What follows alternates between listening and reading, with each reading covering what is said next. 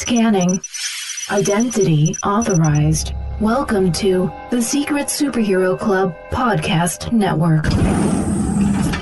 Hey everybody, we have a special guest today. We have the director, Salvador Simo, and we're going to be talking about his newest directing achievement, which is Bunuel and the Labyrinth of the Turtles.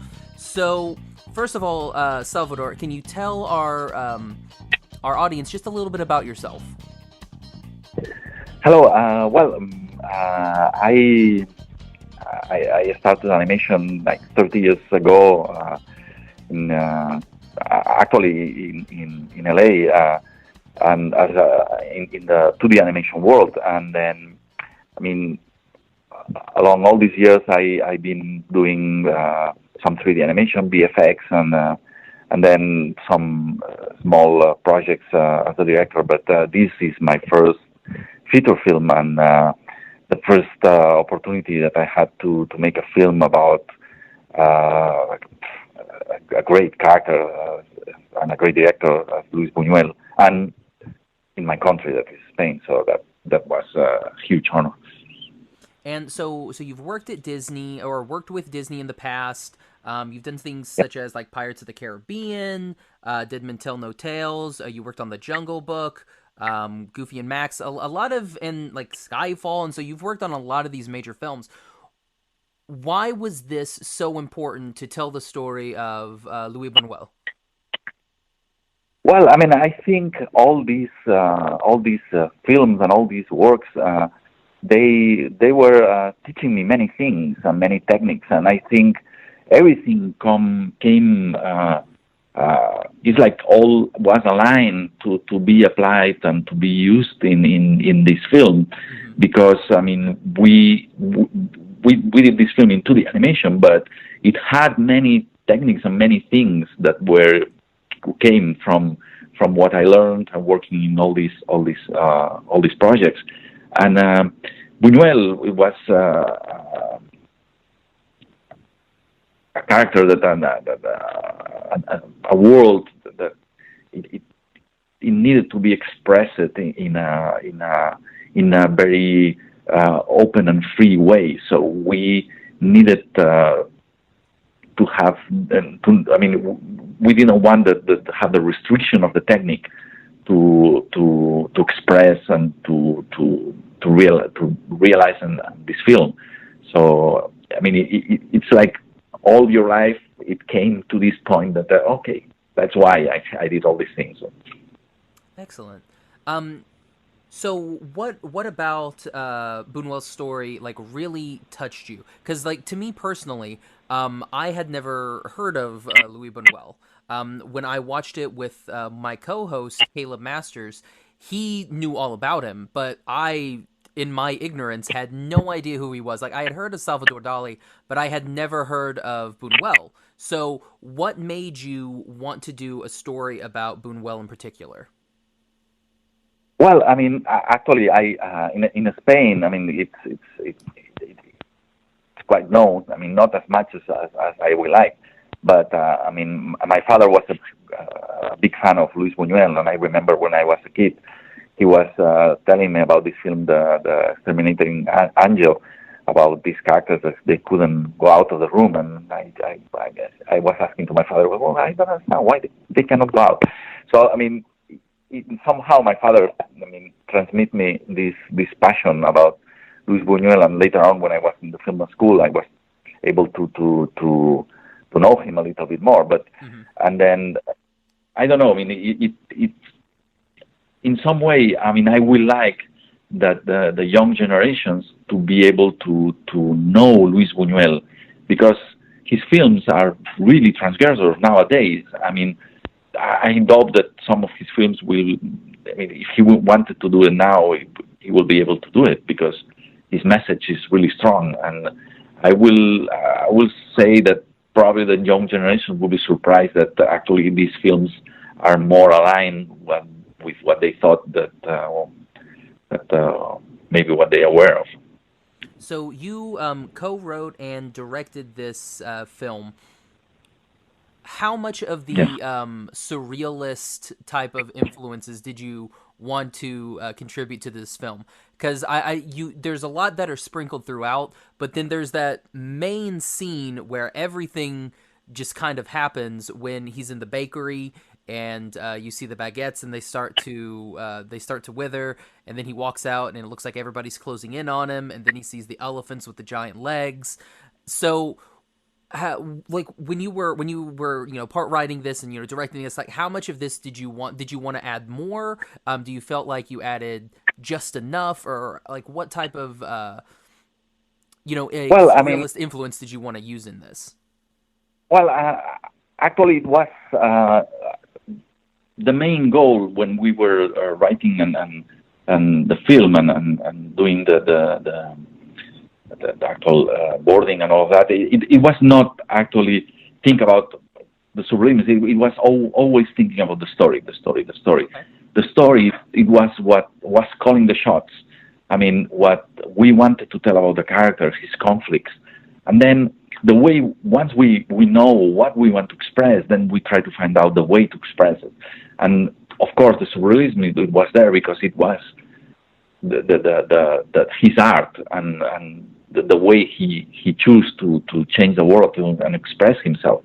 So we had to do it in that way.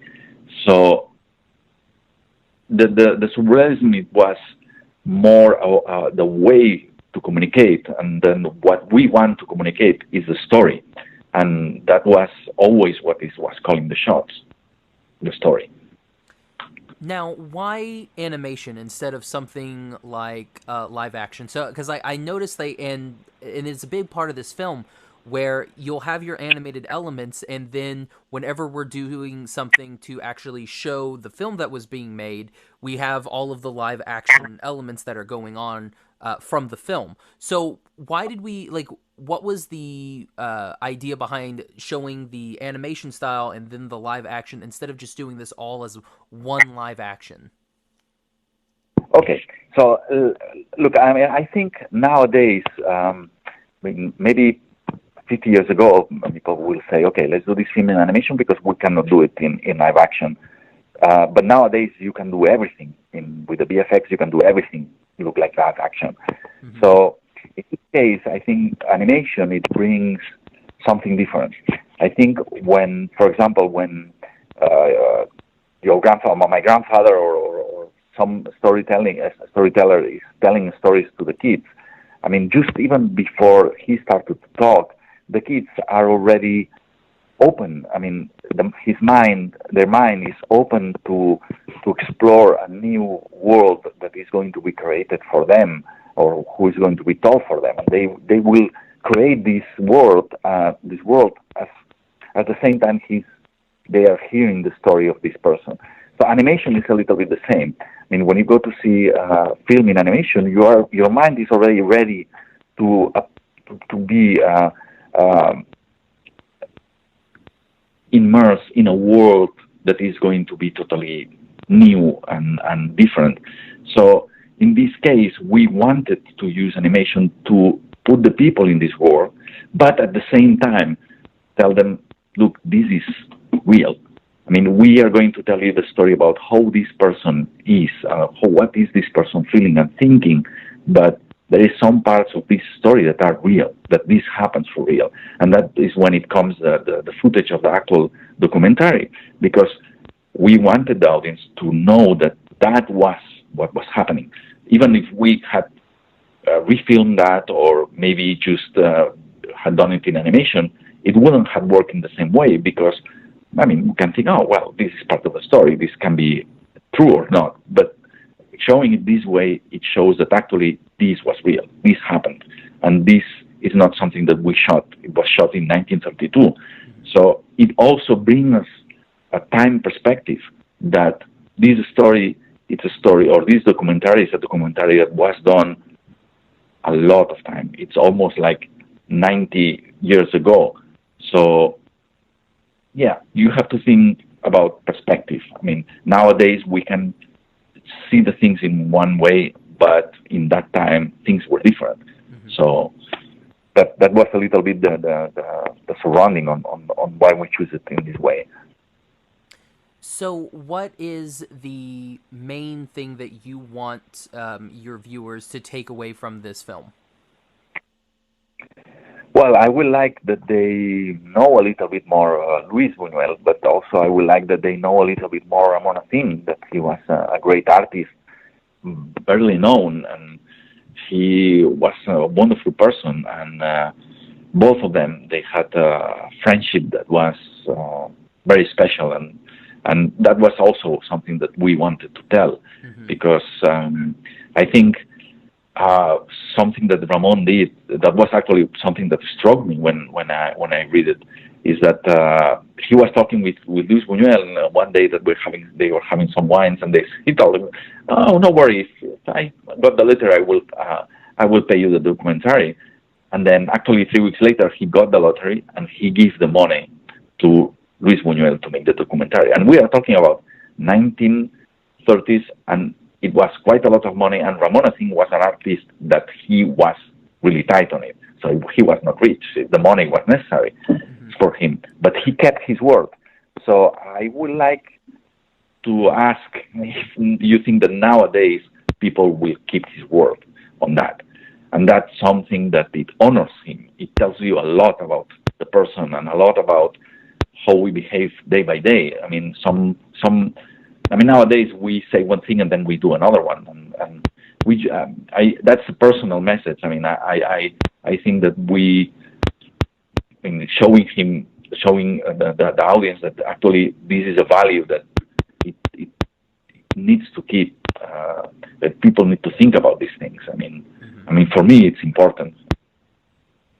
I completely agree. I know myself, again, being ignorant in Bunuel when I started this experience made me want to, and I went on Amazon and I purchased a couple books on him last night after I had watched the film. So I know it's something that I definitely want to get into, and I thank you so much for creating this film, because it's opening up new possibilities for me, and I'm hoping it will also open up new possibilities for everybody else as well. Wow, thank you very much. I mean, it makes me so happy to hear your words, because I mean, it's an honor. I mean, to hear that, and to hear that actually inspire you in some way to keep knowing this amazing character, and I hope that it teach you a lot. I mean, in the same way that he teach me. I mean, knowing about him and knowing about his life and his way of thinking, it really me a lot in many ways. And so maybe in some things I might be agree or not agree, but I think one of the things that inspired me a lot is that he was authentic with his way of thinking. He didn't care if the people are agree or not of what he think it was right. So he kept on it, he fight for it, and he expressed himself in the way that he thought he was right, defending what he was thinking that it was the right way to do. So that's inspiring. Exactly. I couldn't agree with you more. Thank you so much, Salvador, for coming on and talking with us. I really appreciate it. And everybody definitely go see Bunuel and the Labyrinth of Turtles. So again, Salvador, from the bottom of my heart, thank you so much for talking with me today. It's a pleasure. Thanks to you for listening to me and for giving me the opportunity to explain you a little bit more about the film. Thank you very much. Have a great afternoon. You too. Cheers. Bye-bye. Bye-bye.